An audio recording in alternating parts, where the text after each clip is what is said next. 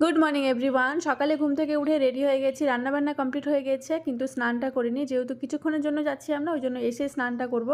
আর এই গরমে স্নান করে গিয়ে আবার তো শরীর ঘেমে চেমে একাকার হয়ে যাবে, সেই জন্য ভাবছিলাম যে এসে স্নান করব। আচ্ছা, চলে এসেছি ব্যাংকে। আগের দিন এসেছিলাম অ্যাকাউন্ট খুলতে, আজকে এসেছি দুটো কারণে। এক তো এটিএম কার্ডের পিন জেনারেট করতে হবে, আর সেকেন্ডলি হচ্ছে মিভুর জন্য আধার কার্ড করতে এসেছি, কারণ মিভুর এখন 3 বছর প্লাস হয়ে গেছে। ওই জন্য মিভুর ভাবছিলাম যে আধার কার্ডটা করে নিই।